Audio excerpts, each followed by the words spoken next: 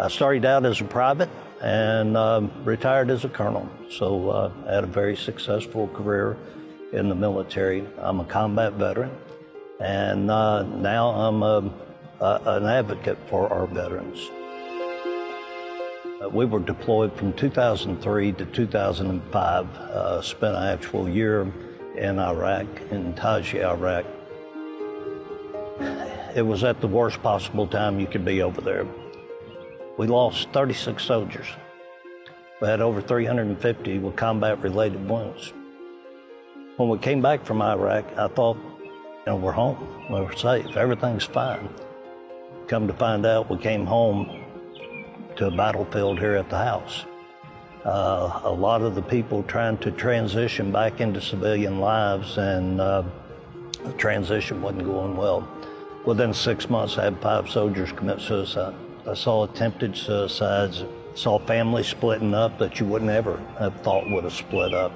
Veterans come back home, couldn't find work. They went from making life and death decisions and taking care of their buddy on their left and their buddy on their right to, what's life about? What does it mean? And they had those struggles. Also found a lot of my soldiers homeless. And after the divorce and after the alcohol and the self-medication and all these problems, it took a lot of adjustment for us to be able to reconnect in our lives. When you deploy, you go overseas to a third world country in a war zone, you kind of get this culture shock. And then after a while, it's normal. Then you come home back to the States and you have that culture shock again. But it doesn't fade so quickly, a lot of times looking back, I go, man, I wish I'd have stayed in because I miss it. There's nothing else like it. But at that time, I was just kind of overwhelmed and just wanted to move on with my life. I really didn't have a plan. Didn't really know what resources were out there. I didn't even know what the VA was. I didn't know what PTSD was. I was basically running around undiagnosed with PTSD for quite some time. I was having a hard time holding down a job, which left me without a lot of money in my pocket a lot of times, and finding new places to live often sometimes, and even not having a place in between places a few different times, sleeping in my car and couch surfing. I had a lot of struggles when I left the military. Now we have transition assistance program with people getting out of the military. It's supposed to be preparing them for going back into civilian life. Well, what we're doing currently isn't working. So I put together a team of people and we come up with an organization called Veterans Villages of America.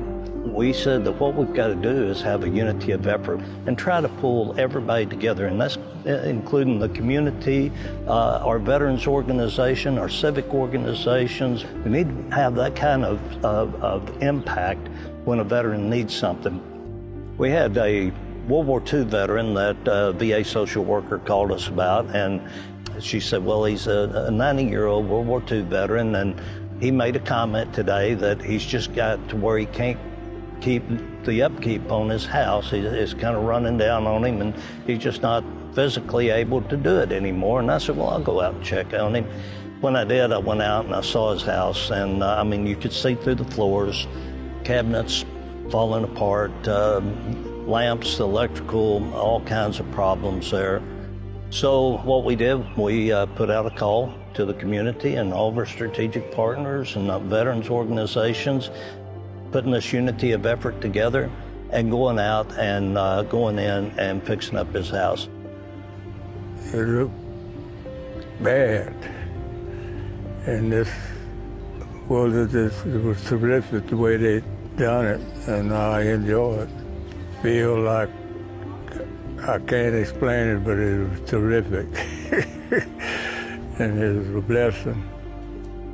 We had Akel Carpet One came in, put new flooring. We had a veteran who was in the Marine Corps that served in Iraq and now builds cabinets. He came and built brand new cabinets for him. We got new furniture for him in the house. We had the North Little Rock Middle School East Initiative, 8th grade kids that designed a front porch for them to come out and sit on, and a wheelchair ramp that was to handicap standards. Yeah. You spent 19 months in Burma, didn't you? Yeah. Yeah.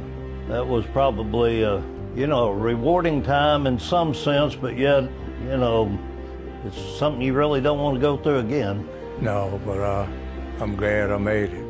I'm glad you made it, That's just one example of what we do. We reach out to the community, we do this unity of effort, we work together, and it's all for one common cause. Hey, we're going to take care of this problem right now, that need, not let it compound to the point that they become a statistic. This is a war, and we're losing this war. We're losing this battle here at home. All these veterans are out here having all these struggles. Let's not forget them. Let's go out here and let's organize for combat. Let's come together and let's beat this thing.